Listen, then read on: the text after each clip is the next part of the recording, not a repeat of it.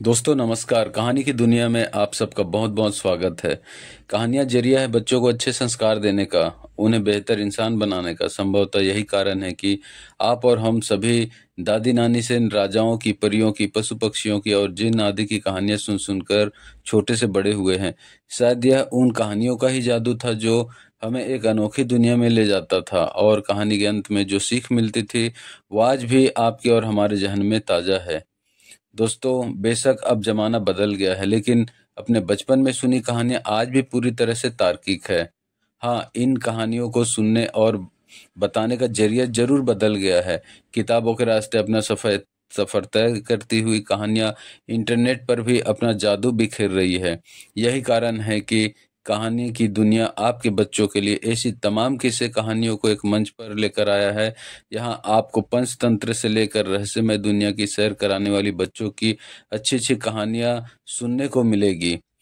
इन कहानियों के जरिए आप न सिर्फ अपने बच्चों का मनोरंजन कर सकेंगे, बल्कि आपके बचपन की यादें भी फिर से ताजा हो जाएगी। साथ ही ये कहानियां बच्चों के लिए हिंदी में हो तो फिर और क्या कहना। तो आइए हमारे साथ चलिए बच्चों की मनोरंजन कहानियों के साथ इस अनोखे सफर में। दोस्तों सुनते हैं आज की कहानी। बहुत पहले की बात है। एक गांव में एक सीधा साधा किसान रहता था। छोटा सा जमीन का टुकड़ा था उसके पास, वह भी बंजर। उसका गुजारा कठिनाई से चलता था। परिवार में काफी सारे सदस्य और धन का भाव। जीवन से उबा और कर्जे में डूबा हुआ था। रात दिन चिंता में घिरा प्रभु से प्रार्थना करता रहता था। उसने अपने छोटे से खेत को हल से जोत कर बीज बोया था। अब ढेले तोड़ रहा था। प्रभु की करनी वहां से एक जोगी गुजरा। हाथ में एक अजीब एवं अनेक कोणों पर मुट्ठी लाठी जैसे सांप, गर्दन में लटका झोला, कमर में घुटनों तक कपड़ा लपेटे और एक हाथ में कठौती। जोगी ने किसान को मिट्टी सने शरीर से पसीना बहते देखा। जोगी को देखकर किसान ने भी ढेला तोड़ना बंद कर दिया तथा आश्चर्यचकित हो उसे टुकुर टुकुर देखने लगा। जोगी ने उसे अपने पास आने का संकेत दिया। किसान हौले हौले कदम बढ़ाता उसके समीप आया और कहा, क्या साचुक क्वानन? जोगी बोला, तुम्हारे पास चिलम तो नहीं? मैं चरस का सूटा लगाना चाहता हूँ। किसान को उसकी भाषा समझ न आई। जोगी को भी लगा कि इसे मेरी भाषा समझ में नहीं आ रही है, अतः उसने इशारों से चिलम पीना और धुआं छोड़ना दिखा दिया। किसान को अब समझ आया कि जोगी हुक्का चाहता है। किसान संकेत करते हुए जोगी को एक वृक्ष की छाया तले ले गया और वहां उसे अपना मिट्टी का हुक्का दिखाया। उसने हुक्का में पास ही बहती छोटी सी कुल्लिया को ताजा पानी से भरा तथा प्रेम से जोगी के सामने रख दिया। अलाव से एक मिट्टी के टूटे बर्तन के टुकड़े पर अंगारे ले आया। जोगी यह सब देख रहा था और उसे किसान की हालत पर बहुत तरस आ रहा था। वह उसका आतिथ्य देखकर प्रसन्न भी हो रहा था। किसान ने जेब से तांबे का एक पैसा निकाला और चिलम के छेद में डाल दिया, क्योंकि चिलम का छेद बड़ा और खुला था। यह जंग लगा पैसा भी उसने अपने खेत से ही पाया था। जोगी ने चरस की एक गोली निकाली और तंबाकू के साथ तथा कुछ और मिलाकर चिलम में भर दिया। चिलम पर दहकते अंगारे रखकर वह आकाश की ओर देखते हुए वह कस लगाने लगा। धुएं के बादल उठे और जोगी की आंखें दहकते अंगारों से भी लाल हो गई।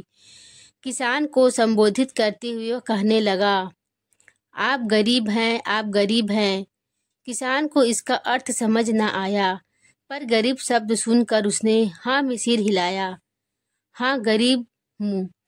इसी के साथ जोगी उठ खड़ा हुआ, किसान को हाथ से सलाम की और चलता बना। किसान ने उसे जाते हुए दूर तक देखा। फिर किसान ने चिलम खाली की। जंग लगा पैसा जो पहले लाल था अब पीला यानी सोने जैसा बन गया था। उसी समय उस ओर से गांव का सुनार आ गया। किसान ने सुनार से कहा, अरे उस्ताद जी, जरा यहाँ आइए और इसे देखिए। किसान ने यह मजाक में ही कहा था। सुनार, जिसका नाम अहमद था, किसान के पास आया और पूछा, कैसे?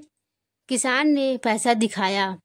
अहमद सुनार बैठ गया, कसौटी जेब से निकाली और पैसे को पूरी तरह देखा और कहा, ठीक है, शुद्ध है। क्या इसे बेचना है? जी हाँ, पैसों की आवश्यकता है। सुनार ने 111 रुपये निकाले और किसान को देने लगा। किसान हैरान हुआ और सुनार से कहा, अजी मजाक क्यों करते हो? मैं मजाक क्या करने लगा, लो और 5 रुपये देता हूँ, बस इससे अधिक न दूंगा। किसान को लगा कि सुनार मजाक कर रहा है। इस तांबे के पैसे का इतना मोल? जब सुनार 5 रुपये और देने लगा तो किसान ने बिस्मिल्लाह करके पैसे लिए। सुनार उठ खड़ा हुआ और सोने का पैसा लेकर वहां से चल दिया। किसान हैरान था कि जोगी ने इस तांबे के पैसे को आन की आन में ही सोने में कैसे परिवर्तित कर दिया। काम छोड़कर वह जोगी की खोज में उसी दिशा में गया जिधर वह गया था। दिन ढलने से पहले उसने एक स्थान पर जोगी को लेटे नींद में मस्त पाया। उसे पाकर वह बहुत खुश हुआ और उसके जागने की प्रतीक्षा करता रहा। जोगी किसान को देखकर चकित हुआ। किसान उसके चरण पकड़कर अनुनय विनय करने लगा कि मुझ पर कृपा कीजिए, मैं बहुत गरीब हूँ, और जार जार रोने लगा। जोगी को किसान पर दया आ गई। उसने कहा कि तुम्हें मेरे साथ 7 दिन रहना होगा। किसान तैयार हो गया। फिर जोगी ने किसान को सूखी लकड़ियां लाने और धूनी जलाने को कहा। किसान ने तुरंत ही इसे कार्यान्वित किया। जोगी ने भूमि में एक छेद बना दिया। इस छेद में अपनी लाठी का निचला हिस्सा घुसेड़ा और अगले भाग पर अपना माथा टिकाकर साधना करने लगा। किसान धुनी में लकड़ियां डालता गया, अपने लिए थोड़ा बहुत कुछ न कुछ बनाता गया और दिन काटता गया। 7वें दिन जोगी द्वारा बनाए गए छेद से एकदम एक मोटी जलधारा निकली, जिसने आसपास को जलमग्न कर दिया। किसान यह देखकर दूर भाग गया और चकित होकर देखने लगा, यह क्या माजरा है। फिर जल गायब हो गया और जोगी ने किसान को इशारों से अपने पास बुलाया। वह जोगी के पास आया। जोगी ने उसे एक गोल टिगड़ा दिया और कहा, लो, यह तुम्हारे लिए समुद्र से लाया हूँ। इसे घर में किसी संदूक में रखना। तुम माला माल व आबाद हो जाओगे। एक बात का ध्यान रखना, इसे खोना नहीं। जोगी के अच्छी तरह से समझाने पर किसान ने ठिकरा अपनी जेब में रख लिया और जोगी से विदा लेकर घर की ओर चल दिया। मील 2 मील चलने के बाद उसे एक पीर साहब दिखे। किसान को ख्याल आया, क्यों न मैं इस ठिकरा को पीर साहब को दिखा दूं। उन्हें शायद ज्ञान होगा कि इस ठिकरा को रखने से मेरा कल्याण होगा कि नहीं। ठिकरा पीर को दिखाकर इसे प्राप्त करने का सारा किस्सा भी उन्हें सुनाया। पीर समझ गया कि इस ठिकरा में कुछ शक्ति है और किसान से कहने लगा कि इसे एक रात मेरे द्वारा भी अभिमंत्रित करने की आवश्यकता है। किसान बहुत नादान था और पीर के कहने में आ गया। यह मुल्ला किसान का ही पड़ोसी था। घर पहुंचकर किसान ने अपनी पत्नी को सारा वृत्तांत सुनाया। एक दिन बीत जाने पर किसान पीर के पास ठिकरा लेने गया। पीर मुकर गया और उल्टे उससे कहने लगा कि तुम बकवास करते हो। किसान ने बहुत कुछ कहा और चिल्लाया, पर किसी ने उसकी न सुनी। लोगों ने उससे कहा कि तुम पागल हो गए हो। वह बहुत पछताया और परेशान हो गया। सोच विचार के बाद वह फिर जोगी के खोज में निकल पड़ा। पूरे दिन की खोज के बाद उसे जोगी मिल गया और रोते रोते उसने सारी दास्तां सुना दी। किसान ने जोगी के पैर पकड़ लिए और बहुत अनुनय विनय की। जोगी मन ही मन कहने लगा कि यह नादान है।